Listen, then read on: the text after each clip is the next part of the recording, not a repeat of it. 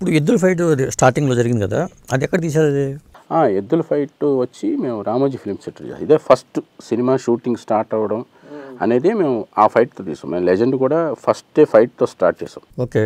ఏమవుతుందంటే fight sequence తీసినప్పుడు body వచ్చి ఫ్రీ అయిపోతుంది. ఫస్ట్ ఫ్లెక్సిబుల్గా అయిపోయి మనం కంప్లీట్గా ఫిల్మ్లో ఇన్వాల్వ్ అయిపోతాం. ఏ సినిమా అయినా అంతేనండి అసలు. అంటే లెజెండ్ అలాగే చేసాం. ప్లస్ బోయపాటి గారి సినిమాలన్నీ కొంచెం స్టంట్ సీక్వెన్స్ తోటి స్టార్ట్ చేస్తాం. అలాగే ఈ పిక్చర్ కూడా అట్లాగే ఆ ఎద్దులతో. ఆయన బోయపాటి గారు స్పెషల్గా ఒంగోలుకి వెళ్ళి అది ఒక్కొక్క ఎద్దులు మామూలుగా లేవండి అమ్మ బాబాయ్. యాక్చువల్గా వాటికి తెలియదు కదా మనం. సో హ్యూజ్ కెమెరాస్ సెటప్స్, ఆ లైట్స్ అవన్నీ వేస్తుంటే వాటికి తెలియదు. ఒక్కొక్క ఎడ్డు 1500 kgs ఉంది, 1.5 ton ఉంటుందంట. ఓకే. దాని చుట్టూ ఒక 10 మంది వాటికి వస్తారు, ట్రైనర్స్. వాటిని కంట్రోల్ చేయలేం. మన కెమెరాస్ వచ్చి దగ్గరగా ఉంటేనే ఆ మ్యాగ్నిఫైడ్ ఇమేజెస్ తేగలం.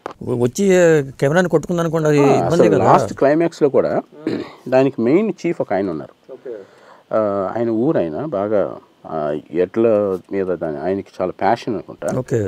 వాటితోటి లాస్ట్ మేము ఈ విలన్ కిల్ చేసే సీన్కి ఇంకా మ్యాక్సిమం సినిమాలో టెంపో క్రియేట్ చేసే టైంలో అది ఎక్స్ట్రీమ్ స్పీడ్ తోటి రావాలని కదా వచ్చినప్పుడు యాక్చువల్గా రోప్స్ వేసి కంట్రోల్ చేస్తాం. ఇప్పుడు యాక్చువల్గా సినిమాలో కనిపించదు కానీ ఒక 15 మంది దాని మెడలో రోప్స్ వేసి ఇటు అటు లాగి పట్టుకుంటే అలా వచ్చింది అది. ఓకే. లేకపోతే డెఫినెట్గా ఎవరో ఒకరు లేచి వచ్చినప్పుడు సడన్గా అది ఒకటి రివర్స్ అయింది. మీరు చూసుంటారు మీరు అట్లా అన్నప్పుడు ఆయన పడి వెళ్ళి కాలువలో పడిపోయాడు. ఓకే. నేను అనుకున్నాను ఆయన అవుట్.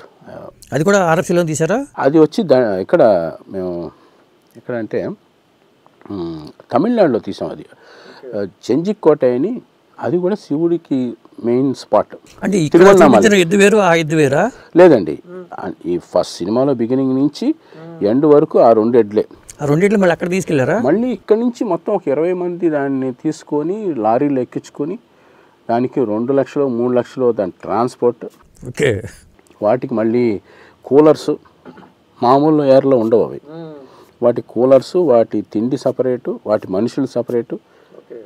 అమ్మో చాలా పెద్ద అరేంజ్మెంట్. అది ఇలా అనేసరికి అతను స్లిప్ అయ్యి ఒక డ్రైనేజ్లో పడిపోయాడు ఆయన. అంటే ఓపెన్ కాలువ లాగా ఉంది ఇలాగా వీ షేప్లో, దాంట్లో వెళ్ళి పడిపోయాడు.